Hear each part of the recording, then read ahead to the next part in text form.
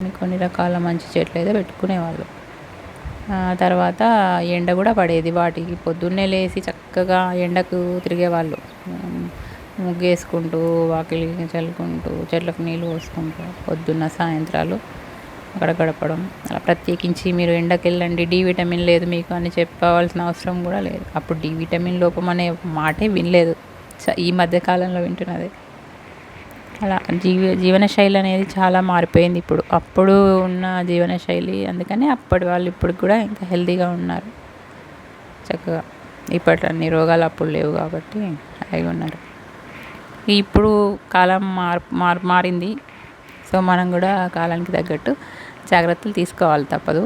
ఇంకా ఉన్న దాంట్లోనే మంచి వెతుక్కోవాలి. ఉన్నంతలోనే కూరగాయలు అయితే మనం కొనుక్కోక తప్పదు కాబట్టి కొనుక్కొని వాటిని శుభ్రంగా కడుక్కొని మంచిగా వండుకొని తినాలన్నమాట. ఏ కాలానికి తగ్గట్టు ఆ కాలం. ఇంకా ముందు కాలంలో ఎలా ఉంటుందో మనం ఇప్పుడు ఊహించి చెప్పలేం కదా.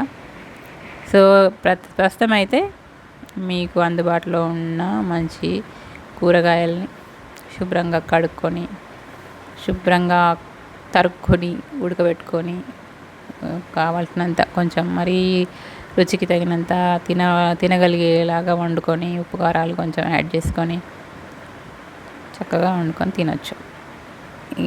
పూర్వకాలంలో కంటే ఇప్పుడు కష్టం తగ్గినప్పటికీ మరో రకమైన కష్టాలు అయితే ఉన్నాయి అప్పటికిప్పటికి. అప్పుడు కాలమే మంచిది, ఇప్పుడు కాలం అంత బాగాలేదు.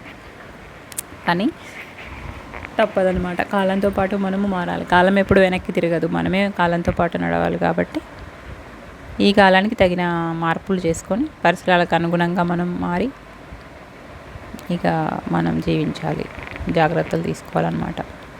ఎండాకాలంలో ఇప్పుడు ఈ వారంలో ఎక్కువగా ఉష్ణోగ్రతలు పెరుగుతున్నాయి కాబట్టి నీటిని ఎక్కువగా తాగడం, తర్వాత ఎండ ఉండే ప్రదేశాల్లో తిరగకపోవడం, మధ్యాహ్నం 12 తర్వాత సాయంత్రం 4:30-5 వరకు కూడా ఎండే ఉంటుంది.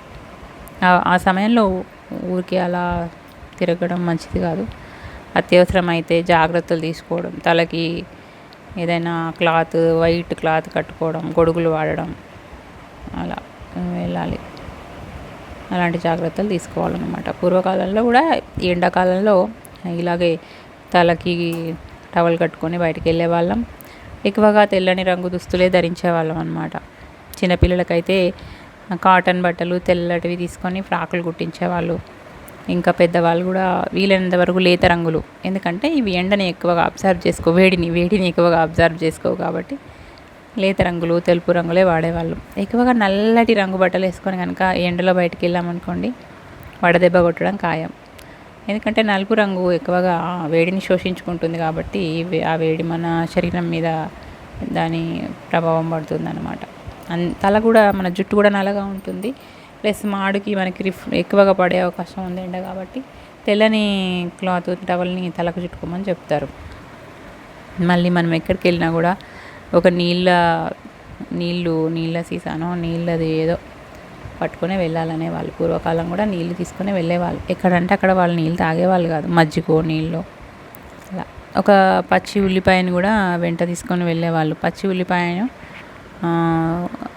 కట్ చేసి వాసన చూస్తున్నట్టయితే కూడా ఎండ దెబ్బ తగలదని అంటారు. ఆ ఉల్లిపాయ ముక్కని లేకుంటే చిన్న ఉల్లిగడ్డని ఆ టవల్లో చుట్టేసి నెత్తికి కట్టుకునేవాళ్ళు, తల కట్టుకునేవాళ్ళు అనమాట, ఎండ దెబ్బ కొట్టకుండా. మనం కూడా ఇప్పుడు కూడా ప్రతిరోజు ఒక పచ్చి ఉల్లిపాయ ముక్క తినడం కానీ, వాసన చూడడం ఇష్టం లేకపోతే కనీసం మన రూమ్లో కూడా కట్ చేసి పెట్టుకుంటే దాని స్మెల్ వల్ల కూడా మనకు కొంచెం చల్లదనం అని అంటారనమాట. ప్రొద్దున్నే చాలామంది అంబలి లేకుంటే పెరుగన్నం చేసుకొని ఒక ఉల్లిపాయ ముక్క కొరుక్కుంటూ తింటారు కదా, అది కూడా మంచిది అనమాట ఎండాకాలంలో. చాలామంది ఇటు సైడు మా సైడ్ అయితే పల్చటిగా పచ్చి పులుసు చేసుకుంటారు. దాంట్లో ఖచ్చితంగా పచ్చి ఉల్లిపాయలు వేసుకుంటారు. అలా పచ్చి ఉల్లిపాయలు తినడం వల్ల కొంచెం ఎండ దెబ్బ తగలకుండా ఉంటుంది అన్నమాట. మరిన్ని విషయాలు నెక్స్ట్ వీడియోలో. Thank you.